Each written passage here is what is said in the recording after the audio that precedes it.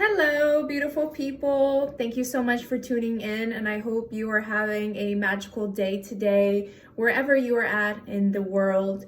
I'm going to be talking about a few things that I've been thinking about making a video on for some time now. Just finally getting around to doing that. So I hope you enjoy. Just getting right on into it.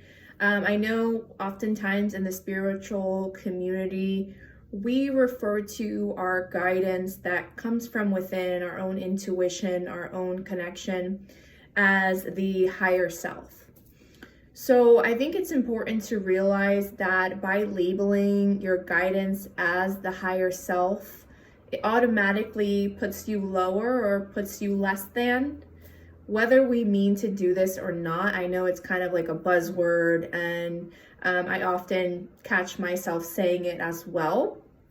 But by seeking the true self, or our truest, most authentic version of ourselves, is to step into the divine path that we have pre-chosen or preordained for ourselves before we have stepped into this illusion of separation that we are experiencing here. So when we walk this path of our own true authenticity, we embody the very essence of our true being in the physical.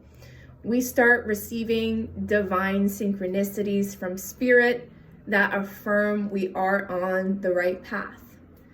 And when we begin to bring in more of ourselves, more of our true self, more clarity on who we are and what we are here to do, our true divine mission, that is all unfolding within itself. So instead of asking ourselves, how can I be or embody my higher self? Just ask yourself, how can you be your truest self?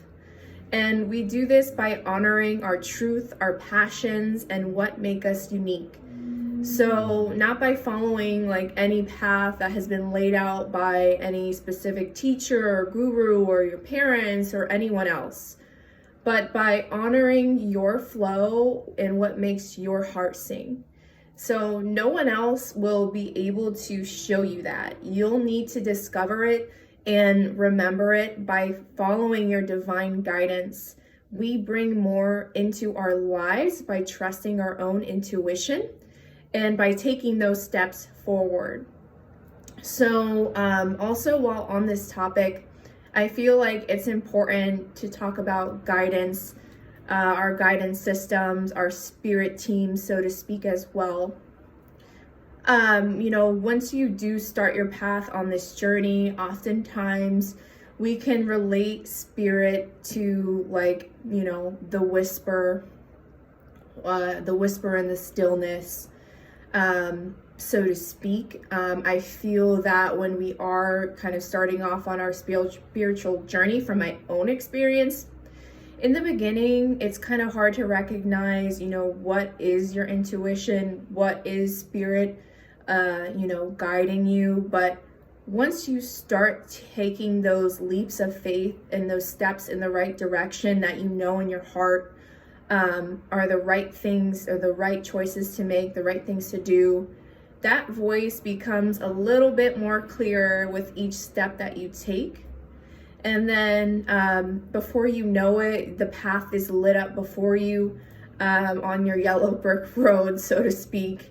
And you just tapped in. So I hope that makes sense. But going back to the topic of our guidance systems, our spirit team, our spirit guides, whatever you want to call it. Many feel that, I feel like in the spiritual community, we feel like our guides are like set for us by some divine law that we're contracted in for, and that must be followed and signed on the dotted line, so to speak. But I believe that it is much more simple than that. So our true benevolent guidance is often comes just from friends and family and connections from other lifetimes, other systems that we may have forgotten. So if you really think about it, who better to guide you than the ones that love you the most and that have your highest good at mind and heart. So yeah, I think it's important to realize that they're just like us, you know. They don't want to be seen as higher or better than, but rather than just a best friend or someone that you can turn to in your time of need, you know, in those dark times where you need extra guidance. So I feel like it's normal also to kind of like fire and rehire guides if you feel like they're not working for you, or that they may have their own hidden agendas in working with you that may not be clear or shown. I think it's also important to address that even if something is presented as an angel or a divine being, does not mean that they have your highest good at mind and heart. Of course, there's shapeshifters out there as well, so, you know, use your discernment in that.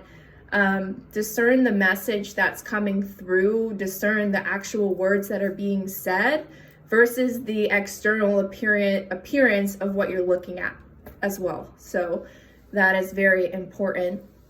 So with that being said, it's kind of just like in this world where for the most part, people have their own hidden agendas as to why they do what they do, as to why they may help someone, or as to why they, you know, are going about their daily actions. And our guides are no different.